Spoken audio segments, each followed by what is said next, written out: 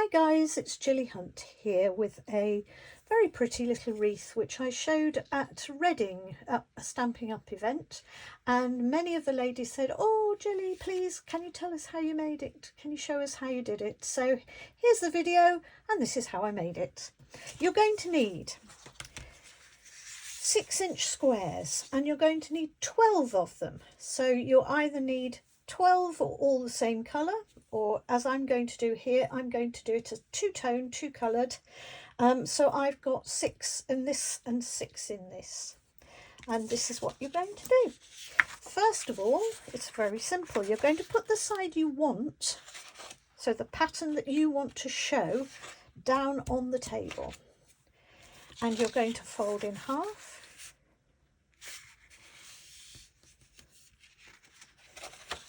And you're going to turn it 90 degrees and in half again.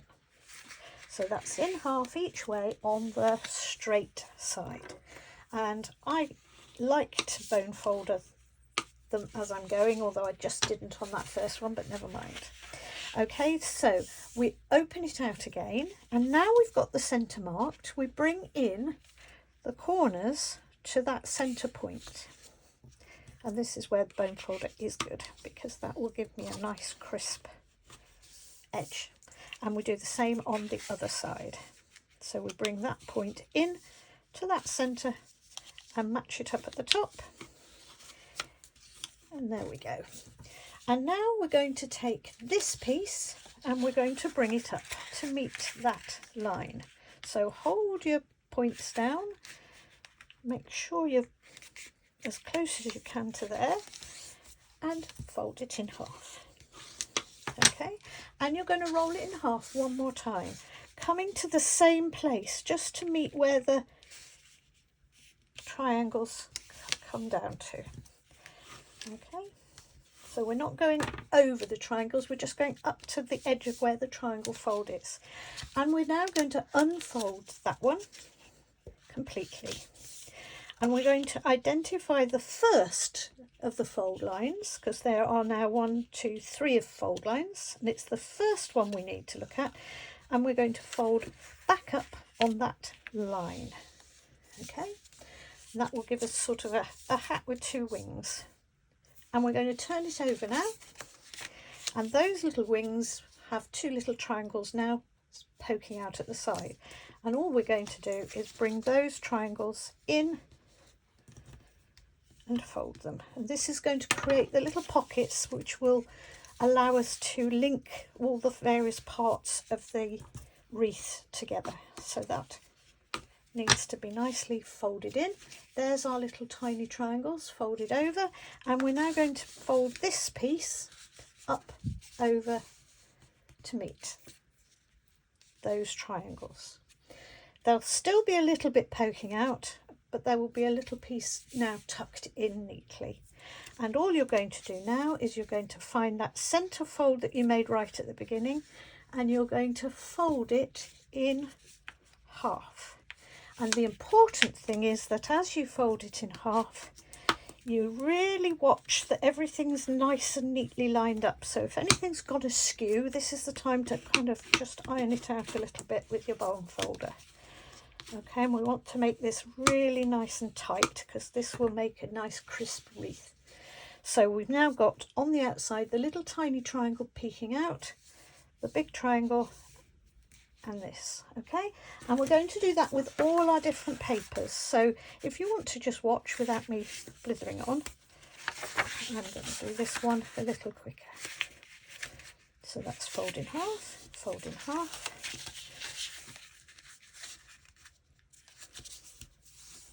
Fold the corners to the middle,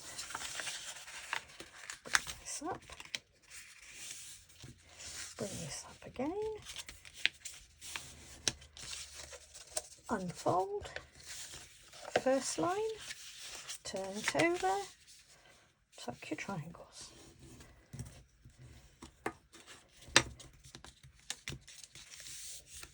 Both triangles over, oops, and bring your folded piece back up.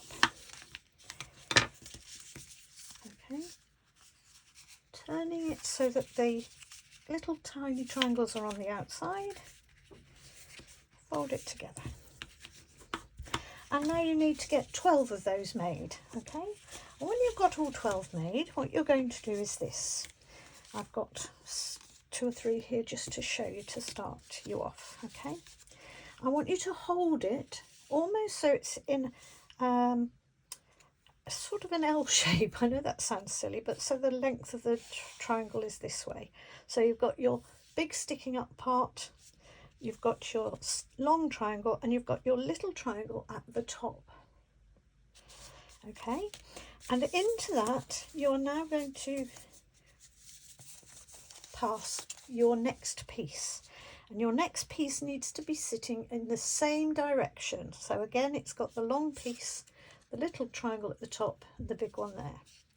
And what you do is you bring this one with the middle open, and the middle wraps round, and both at the front here you tuck this, what would be the squared edge, into that corner like that, and you do the same at the back. And often I just like to just pull it and tuck it over.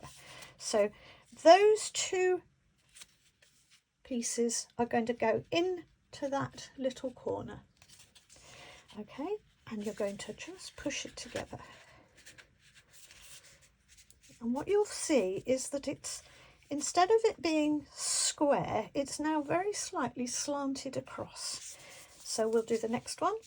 We'll get it the right way around. So we need to make sure that if I'm going to put this into there, I'm going to have it that way around, so that this big straight piece is up and down, corners there, and the little triangles there.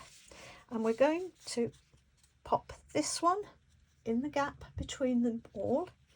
We're going to squeeze it together, and we're going to put that in there, turn it over, and put this one also into there. Okay, and we're going to just bring it round and just give it a little ease in. Okay, and you're going to repeat that 12 times until you get to this point. Well, actually this is the 11th one, so I've now got 11 of them all stuck together.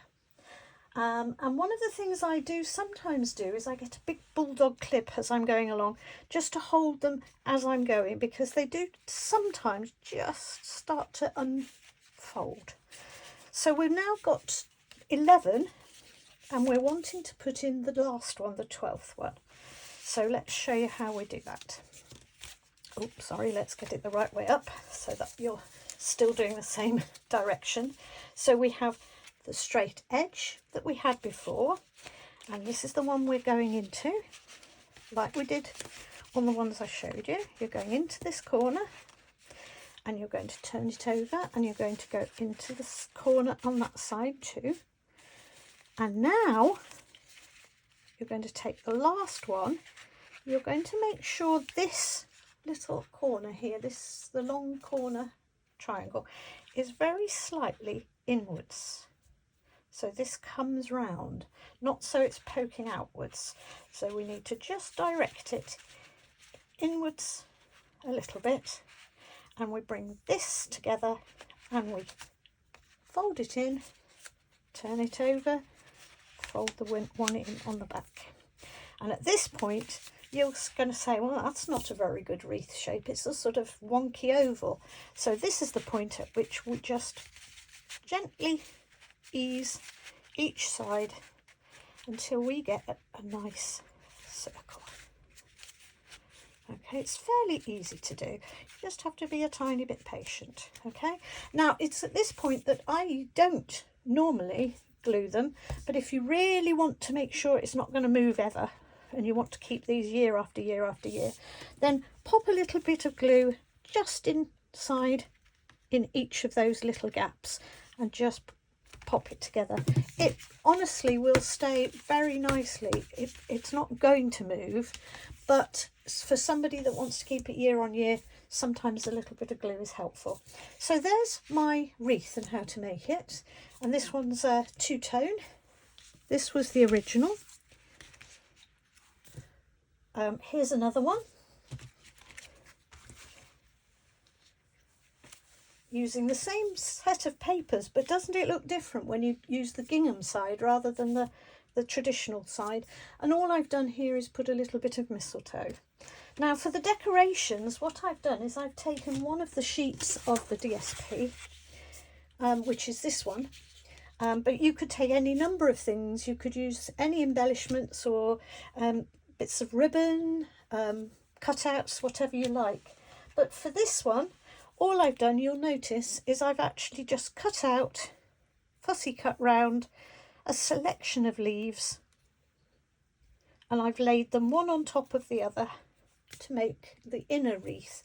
And I've just glued them at the base. I have left the edges and the tops loose so that I can just fluff them up, and it gives a really nice three-dimensional shape. I could add to that some berries and all sorts of things if I wish to. I wanted to keep mine just a single colour. On this one, I probably would just leave it as it is. Maybe put a nice red bow and a hanger. The hangers are literally just a piece of ribbon. Two things that I've done here. Oh, sorry, this one, I forgot to say, is done in the same way as I did, excuse me, leaning over. It's just one of these little mistletoes that I've cut out, and I've hung it upside down because of course we need to be able to kiss underneath it, and I've then added some little pearl beads, flat back beads, the pearls on top to make the mistletoe. Now there's two ways of including the hanger. You can either just stick it on the back with glue, and then if there's an ugly end, what I've done here, I don't know whether you can see, but I've actually put a little circle, just punched out. Any size circle would do as long as it's smaller than the edge. I've just put that onto the top with a bit of glue. And on the other one, what I did was, before I put the embellishment on, I attached the hanger to the back of the embellishment.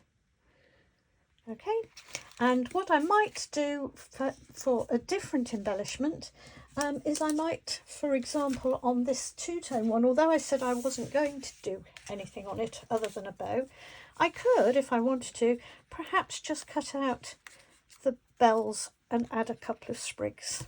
And wouldn't that look pretty too? Thank you very much.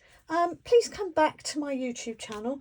I've been away with cancer and a number of illnesses, including I've just had my bionic right knee completely replaced with a new lovely one, and I am starting to ramp up my videos soon, so come back and find out what else I've been making. Thank you. Bye bye.